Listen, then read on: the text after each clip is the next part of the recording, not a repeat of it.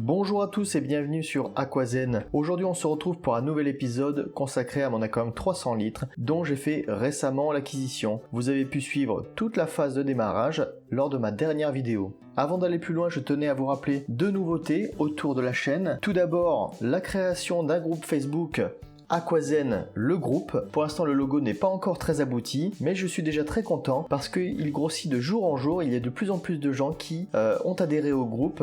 Pour ceux qui n'ont pas suivi le dernier live où j'en ai parlé, il s'agit d'un groupe d'échange entre vous et moi, mais aussi entre vous, pour poster des photos de vos bacs et ainsi partager notre expérience mutuellement.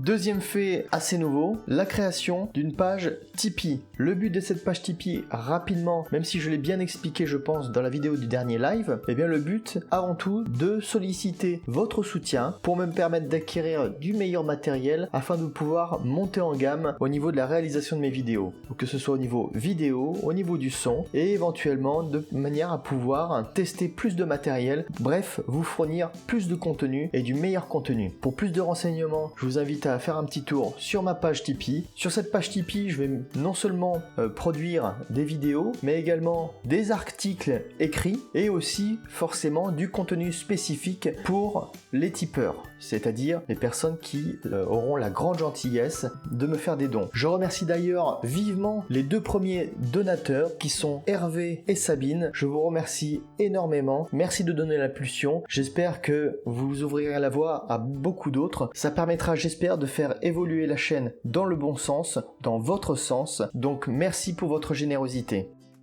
Revenons au sujet de la vidéo. Je vais donc vous montrer les nouvelles introductions de ce bac. Vous allez pouvoir constater l'évolution des plantes. Vous allez voir notamment que tout n'est pas parfait, mais en tout cas, ça reste quand même un résultat assez correct. Les plantes poussent toujours très bien. J'ai juste eu un petit problème par rapport à mes Echinodorus qui se sont fait bouffer par l'Ancistrus. Ancistrus que j'ai retiré, donc depuis les Echinodorus se remettent peu à peu du traumatisme et c'est assez impressionnant de voir à quel point un seul Ancistrus peut causer autant de dommages. Donc en termes d'introduction de poissons, qu'est-ce que j'ai commencé à faire? Donc je sais pas si vous les avez vus, j'avais d'abord mis un couple de Ramirezi Gold qui sont absolument magnifiques. Je pense que plus ils vont grandir, plus ça va devenir une tuerie. Ils sont vraiment superbes. Et j'ai également rajouté un deuxième couple de Ramirezi. Je me suis bien renseigné et dans un volume comme celui-là, ils peuvent cohabiter. Dans des plus petits volumes, c'est plus compliqué. Et là, j'ai mis un couple de Ramirezi bleu électrique. Alors pour l'instant, ils sont tout petits. Ils sont en train de se colorer petit à petit, surtout la femelle qui est très petite et le mâle arbore déjà des belles couleurs. Il y a quelques petites luttes de territoire, rien de méchant, ils ont largement la place de trouver chacun leur zone de confort. Qu'est-ce que j'ai rajouté également? J'avais 3 petits Corydoras Julie, vous pouvez les admirer, ils ont vraiment des motifs super beaux. Donc du coup j'en ai rajouté quelques-uns, ils sont au nombre de 7, ils ont vraiment un charme tout particulier je trouve. Sans transition, voici le bac il y a à peine quelques jours. Vous pouvez voir que les plantes ont bien poussé, notamment les Vallisneria sur le côté droit. À gauche, j'ai plutôt tendance à les tailler. Et donc j'ai rajouté quelques poissons. J'ai rajouté 2 espèces que je ne connaissais pas du tout avant. Et je remercie Johan de mon fournisseur Animal & Co situé à Niort, qui est une très bonne animalerie. Je me permets donc d'y faire référence. Donc les 2 espèces que j'ai rajoutées sont, je ne sais pas si vous les connaissiez, mais en tout cas, quand on passe à côté dans l'animalerie, c'est pas forcément le type de poisson qui retienne votre attention.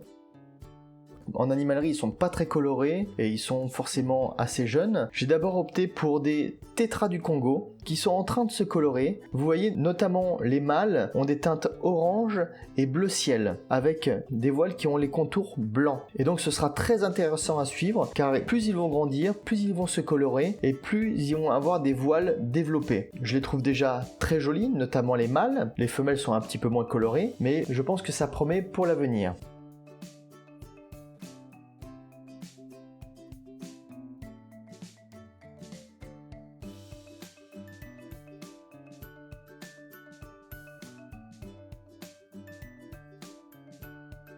La deuxième espèce dont je tente la maintenance, c'est une espèce originaire, me semble-t-il, du biotope australo-guinéen.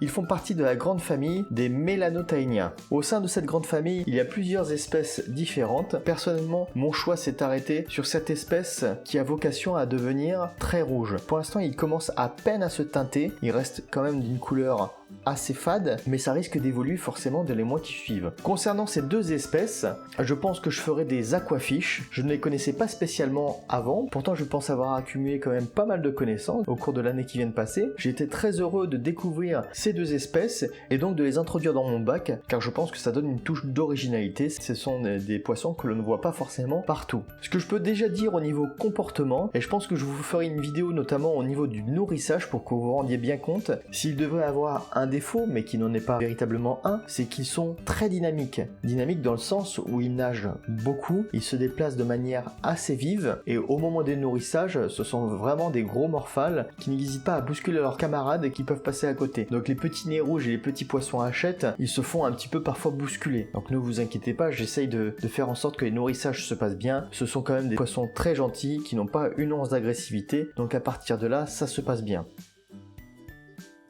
Parmi les petits problèmes, à part le fait que mes Echinodorus doivent se refaire une santé, j'ai aussi un petit problème d'algues.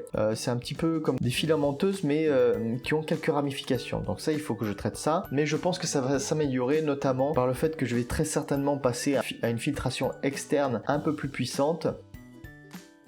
Vu qu'il y a un peu plus de monde dans l'aquarium, je désire quand même avoir une qualité d'eau un peu meilleure qu'à l'heure actuelle.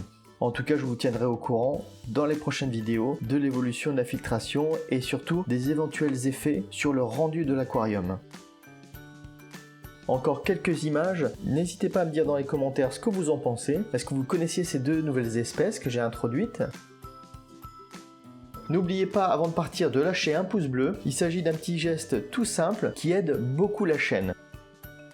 Si vous voulez aussi soutenir la chaîne, n'hésitez pas à faire un petit clic sur Tipeee, ce sera très apprécié.